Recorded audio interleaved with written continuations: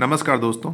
आज हम लोग देखने जा रहे हैं भारत की प्रमुख नदियां और उसका अपवाह तंत्र। सबसे पहले देखेंगे गंगा। गंगा आखिर कहाँ से निकलती है और किन किन दो नदियों के संगम को मिलकर गंगा कहलाती है। सबसे पहले देखिए, यहाँ पे एक जगह है गंगोत्री ग्लेशियर। गंगोत्री ग्लेशियर के पास गोमुख से भागीरथी निकल रही है यहाँ पे। और फिर आप देखेंगे कि ये बद्रीनाथ है। बद्रीनाथ में आपको मिलेगा संतोपंथ ग्लेशियर। तो संतोपंथ ग्लेशियर से निकल रही है अलकनंदा, और फिर अलकनंदा यहाँ पहुँचती है देवप्रयाग में, और फिर ये गंगोत्री पहुँचती है, गंगोत्री से निकलने वाली भागीरथी यहाँ पहुँचती है देवप्रयाग में। इन दोनों नदियों का देवप्रयाग में संगम होता है, यहीं पे आगे बढ़ती हैं तो गंगा कहलाती हैं। अच्छा, बीच में ये क्या लिखा हुआ है, ये KRD। के से है कर्णप्रयाग, ये आर से मतलब है रुद्रप्रयाग और डी का मतलब है देवप्रयाग। तो देवप्रयाग में तो हमने देख लिया, देवप्रयाग में कौन कौन सी नदी किससे मिल रही है। अक्सर ये सवाल पूछता है कि यहाँ पे जो ये है अलकनंदा, अलकनंदा के से मिलने वाली जितनी भी नदियां हैं वो किन किन जगहों पर मिलती हैं, तो इन्हीं को बोलते हैं पंचप्रयाग। अभी देख लेते हैं कौन कौन से पंचप्रयाग हैं। पिंडार, देखिए पिंडार कहाँ मिलती है, कर्णप्रयाग पे। कर्णप्रयाग एक जगह है जहाँ पर पिंडार नदी आकर के मिलती है अलकनंदा नदी से। फिर आगे बढ़ते हैं तो एक जगह होती है रुद्रप्रयाग। रुद्रप्रयाग जगह है, यहाँ पर एक नदी आकर मिलती है मंदाकिनी। मंदाकिनी आकर के मिलती है अलकनंदा से। कहाँ मिलती है, सवाल ही पूछता है कि अलकनंदा से मंदाकिनी किस जगह आके मिलती है, तो आंसर हो जाएगा रुद्रप्रयाग। फिर देखिए आप, अच्छा ये देखिए सवाल देखिए ध्यान से कि जो मंदाकिनी है ना, ये निकल कहाँ से रही है, चोराबाड़ी ताल से। चोराबाड़ी ताल से मंदाकिनी निकल रही है, और मंदाकिनी के पास ये कौन सा मंदिर है, ये केदारनाथ जी का मंदिर मंदाकिनी के ही तट पे है।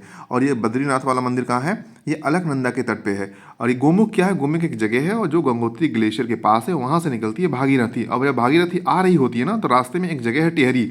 उस टिहरी जगह पे एक भीलांगना नदी आकर के मिलती है, और जहाँ पर मिलती है वहीं जगह का नाम है टिहरी, और यहीं पे एक डैम बनाया गया है, टिहरी डैम। फिर आगे बढ़ती है ये नदी भागीरथी, और फिर ये आकर के इस नदी से, यानी कि जो ये अलकनंदा है, ये मिलती है देवप्रयाग में, और फिर यहाँ पे कहलाती है गंगा। अब जब ये दोनों का संगम आगे बढ़ता है तो यहाँ पे गंगा कहलाती है। इसको थोड़ा ये देखिए, भारत में जो गंगा की लंबाई है वो 2525 किलोमीटर है। गंगा भारत की सबसे लंबी नदी है। अब ये देख लेते हैं आखिर जो हमने अभी पढ़ा ना, तो ये पंचप्रयाग कौन कौन से हैं। विष्णुप्रयाग, देखिए यहाँ पे विष्णुप्रयाग, नंदप्रयाग, कर्णप्रयाग, रुद्रप्रयाग और देवप्रयाग। अगर आप याद करना चाहें तो VNKRD याद कर सकते हैं, VNKRD। तो आपको याद रहेगा VNKRD मतलब होता है विष्णुप्रयाग, नंदप्रयाग, कर्णप्रयाग, रुद्रप्रयाग और देवप्रयाग। अब फिर देखिए, अब यहाँ पे वही चीज़ें हैं जो मैंने अभी पढ़ाई थी, थोड़ा ध्यान से देखेंगे कि बद्रीनाथ, बद्रीनाथ के आसपास संतुपंथ ग्लेशियर है, वहीं से निकल रही है अलकनंदा नदी। और अलकनंदा में ये 5 जगहों पर विष्णुप्रयाग, नंदप्रयाग और कर्णप्रयाग तथा रुद्रप्रयाग और देवप्रयाग में नदियाँ आके मिलेंगी। सबसे पहले मिलती है धौली गंगा। तो सबसे पहले में भी गंगा है और लास्ट में भी गंगा है, ध्यान रखना है। इसका नाम धौली गंगा, ये केवल गंगा है। तो विष्णुप्रयाग में धौली गंगा।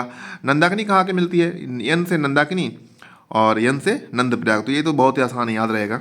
फिर पिंडार वाला देख लीजिए कि पिंडार आके कर्णप्रयाग में मिलती है। फिर आगे बढ़ती है ये अलकनंदा। अलकनंदा जब आगे बढ़ती है तो रुद्रप्रयाग जगह आता है। रुद्रप्रयाग में इधर से आने वाली नदी कौन सी नदी, चोराबाड़ी ताल से, चोराबाड़ी ताल या चोराबाड़ी ग्लेशियर से निकलने वाली मंदाकिनी नदी आकर के बीच में यहाँ पे एक सोनप्रयाग जगह है, यहाँ से होते हुए आकर के रुद्रप्रयाग में अलकनंदा से मिल जाती है। फिर आगे देखेंगे अलकनंदा और आगे बढ़ रही है, आगे बढ़ती है तो ये पहुँच जाती है देवप्रयाग। जब देवप्रयाग पहुँचती है तो इधर से एक इसकी सहेली आती है, इसका नाम होता है भागीरथी। भागीरथी निकल कहाँ से रही है, गोमुख से निकल रही है, आती है और बीच में ये एक और नई सहेली से मिलती है, इसका नाम है भीलांगना। भीलांगना से मिल जाती है, फिर टिहरी के पास आगे बढ़ती और देवप्रयाग में दोनों सहेलियाँ मिलती हैं और आगे बढ़ती है, दोनों सहेलियाँ गंगा कहलाती हैं। और गंगा की यात्रा कैसे होती है आगे हम लोग देखते हैं। अच्छा, गंगा की एक बहुत ही प्रमुख सहायक नदी है, उसका नाम है, अच्छा सहायक नदी क्या होती है, जो नदी मेन नदी में आकर के मिल रही है ना, वही तो सहायक नदी होती है, ट्रिब्यूटरी बोलते हैं इंग्लिश में इसको। यमुनोत्री ग्लेशियर की, यानी यमुनोत्री ग्लेशियर कहाँ है, बंदरे पुंछ चोटी के पास। बंदर की पूंछ नहीं है ये, बंदरे पुंछ है। तो बंदरे पुंछ चोटी के पास यमुनोत्री ग्लेशियर से एक नदी निकलती है, उसको बोलते हैं यमुना नदी। और ध्यान देना है यहाँ पे एक टोंस है, एक जो टोंस है ना यमुना की एक ट्रिब्यूटरी है। और ध्यान देना है, मैं आपको बताऊं कि एक टोंस, अगर आप देखिए एक टोंस तो वहाँ देख लिया, एक टोंस यहाँ देखिए, ये इस टोंस को तमसा या टोंस भी बोलते हैं, ये गंगा की ट्रिब्यूटरी है। तो एक ही नाम से दो नदियाँ हैं टोंस, एक टोंस गंगा की भी ट्रिब्यूटरी है, एक टोंस यमुना की भी ट्रिब्यूटरी है। तो दोनों ही सवाल में कभी पूछेगा कि टोंस किसकी सहायक है, ऑप्शन में देगा तो आपको तय करना होगा कि गंगा है यमुना, दोनों की सहायक है, ठीक है। अब देखिए ये नदी चल पड़ी कौन सी, ये दोनों सहेलियाँ जब मिली थी भागीरथी और अलकनंदा, तो क्या क्या क्या यहाँ पे देवप्रयाग में आगे बढ़ने पे गंगा कहलाई थी। फिर धीमे धीमे, और ये सवाल पूछता है कि गंगा नदी कहाँ पर मैदान में प्रवेश करती है, तो आंसर होता है हरिद्वार। हरिद्वार में पहुँचने के बाद ये मैदान में प्रवेश कर जाती है। आगे बढ़ने पर एक नदी आ रही होती है उत्तर से, रामगंगा नदी। रामगंगा नदी बहती है और आकर के मिलती है कन्नौज के पास गंगा से। फिर गंगा आगे बढ़ती है, गंगा आगे बढ़ती है तो यहाँ पे आकर के अब देखिए ये गंगा और यमुना कहाँ मिलती हैं, आपको पता ही होगा। गंगा यमुना इलाहाबाद में, यानी कि प्रयागराज के संगम में गंगा और यमुना मिलती हैं। फिर आगे बढ़ती है।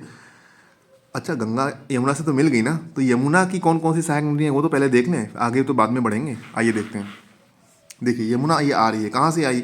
सवाल पूछता है कि यमुना कहाँ से निकलती है, बंदरेपुंछ से निकलती है, यमुनोत्री ग्लेशियर से भी निकलती है, दोनों बात सेम ही है। ये बंदरेपुंछ एक चोटी है, वहाँ पे एक यमुनोत्री ग्लेशियर है। आगे बढ़ते हैं तो देखिए इससे आकर के मिलने वाली नदियाँ हैं कौन कौन सी, चंबल, बेतवा और केन।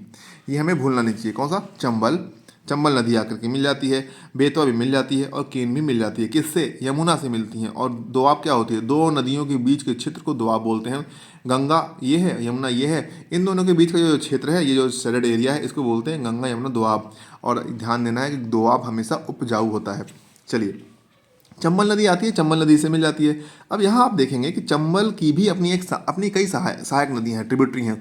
जैसे मेज है, मेज बनास चंबल की सहायक नदियाँ हैं। क्षिप्रा चंबल की सहायक नदी है, पार्वती भी चंबल की है और काली सिंध भी चंबल की सहायक नदी है। अच्छा, आप देखिए जैसे हम लोग कहते हैं ना कि बनारस किस नदी के तट पे है, गंगा नदी के तट पे है। ये तो बहुत ही फेमस है, सबको पता है। इलाहाबाद गंगा और यमुना दोनों के तट पे है। तो क्षिप्रा नदी, ध्यान रखना है कि क्षिप्रा नदी जो महाकाल उज्जैन है ना, महाकाल उज्जैन, वो क्षिप्रा नदी के ही तट पे है। ठीक है, फिर आगे बढ़ते हैं। तो यहाँ तक हम लोग पहुँच चुके हैं। कहाँ तक पहुँच गए, ये हम यहाँ आ गए, तो इसका मतलब हम लोग पहुँच गए हैं प्रयागराज। आगे चलते हैं तो ये एक नदी आके मिलती है गोमती। उत्तर प्रदेश की जो राजधानी है लखनऊ ना, वो गोमती नदी के ही तट पे है। गोमती नदी आती है और आगे चलने के बाद ये थोड़ी दूर चल के यहाँ पे कैथी के पास, यहाँ पे कैथी, गाजीपुर में एक जगह है कैथी, वहाँ पे कैथी के पास ये गंगा में मिल जाती है। फिर आगे गोमती निकल कहाँ से रही है, गोमती निकल रही है फुलहर झील से। फुलहर झील निकल रही है पीलीभीत एक जिला है, उसमें एक जगह है फुलहर झील, वहाँ से निकलती है गोमती नदी। और ध्यान देना है गोमती का उद्गम मैदान से होता है, कोई ये पहाड़ी नदी नहीं है, पहाड़ से नहीं निकल रही होती है।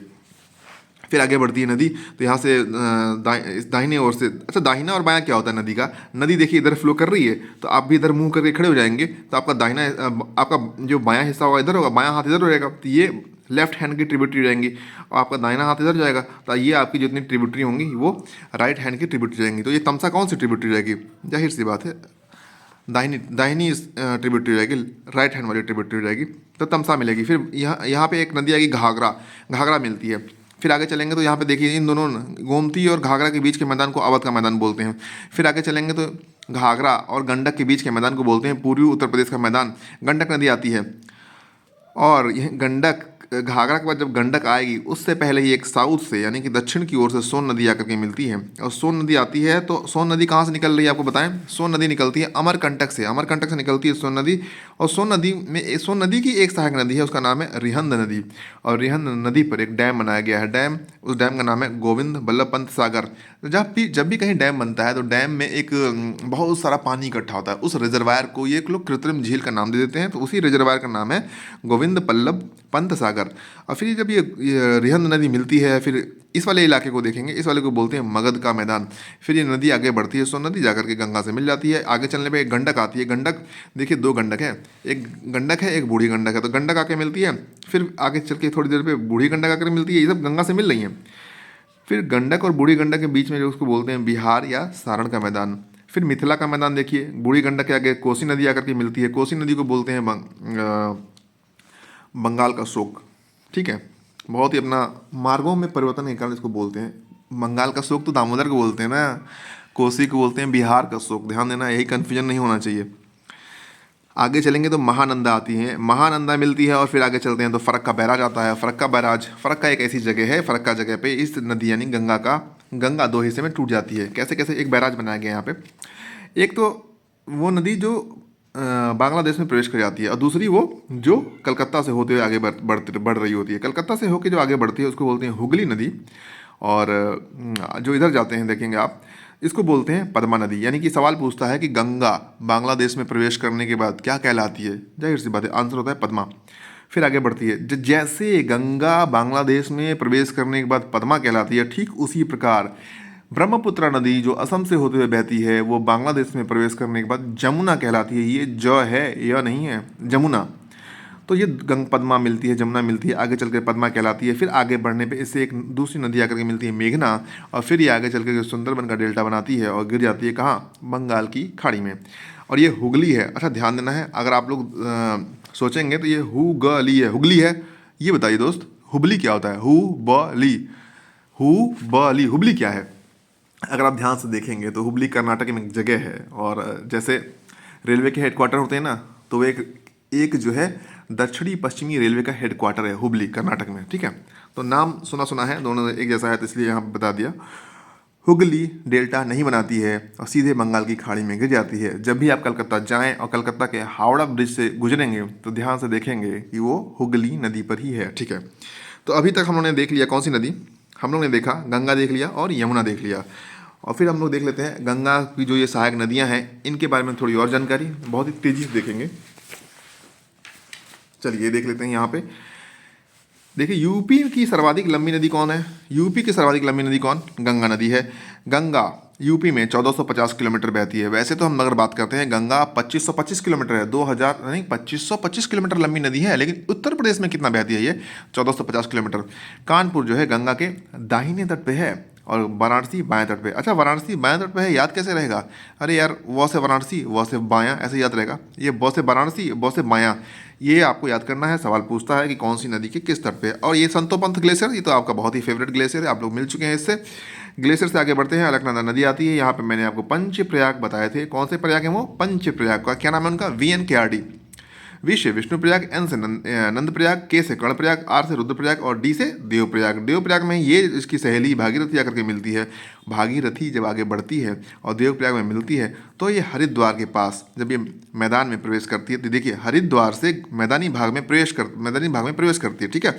आगे बढ़ने पे मैंने हम लोग देखे थे कि एक इधर से कौन सी आ रही थी? रामगंगा। और सवाल पूछता है रामगंगा कहाँ से निकलती है? तो दूधा टोली श्रेणी पौड़ी गढ़वाल में उसका उद्गम होता है। दूढ़ा टोली श्रेणी से पौड़ी गढ़वाल में उद्गम होता है और रामगंगा पर एक डैम बनाया गया है। उस डैम का नाम है कालागढ़ डैम।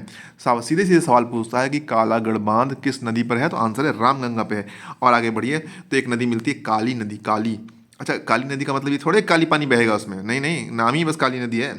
काली नदी और रामगंगा नदी दोनों ही कन्नौज के पास आकर के गंगा से मिल जाती हैं। फिर आगे बढ़ते हैं तो वो आपकी बहुत ही प्यारी नदी कौन सी? गोमती, जहाँ पे लखनऊ जो आपका फेवरेट शहर है, तो लखनऊ जो है गोमती नदी के तट पे है। और गोमती नदी जब आगे बढ़ रही होती है तो जौनपुर से भी होकर होते हुए जाती है कैथी के पास गाजीपुर में, वो मिल जाती है किससे? अपनी मेन नदी, मुख्य नदी गंगा से मिल जाती है। लेकिन उसके पहले एक भिजवान झील से निकलने वाली सई नदी जौनपुर के राजाघाट में आकर के गोमती से मिल जाती है। तो भिजवान झील से निकलने वाली सई किसकी सहेली है?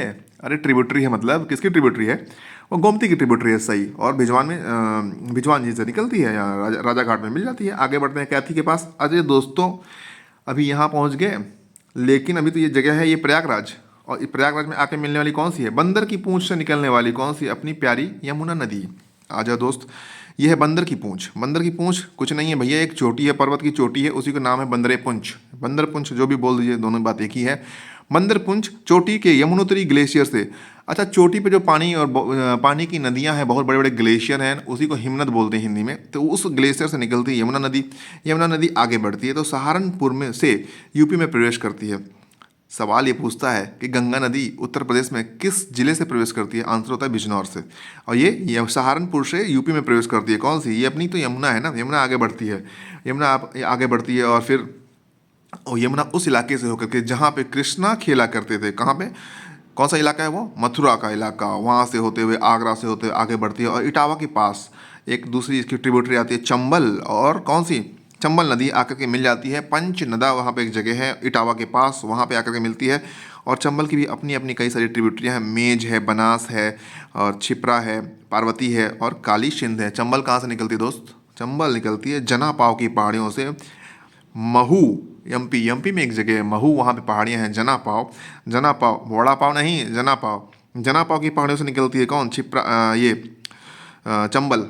छिपरा क्या है? छिपरा क्या भैया? छिपरा तो ट्रिब्यूटरी है। छिपरा अभी हम बताए थे क्यों फेमस है। छिपरा नदी के ही तट पे तो है उज्जैन महाकाल। ठीक है, उज्जैन जो शहर है वो छिपरा नदी के ही तट पे है।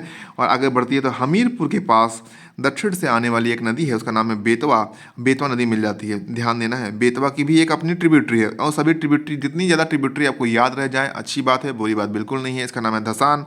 धसान आके इसमें धस जाती है और आगे बढ़ती है बेतवा। और हमीरपुर के पास बेतवा नदी है किससे मिलती है? यमुना से मिल जाती है। और ललितपुर, देखिए ये कहाँ से निकल रही है, आपको आपको हमेशा याद होना चाहिए कि ललितपुर में यूपी में प्रवेश करती है। अगर पूछ दे कि बेतवा नदी यूपी में कहाँ से प्रवेश करती है, दोस्तों ये प्रवेश करती है ललितपुर से। ललितपुर कहाँ है? आप लोग मैप में जाके देखिए यूपी के कहाँ है।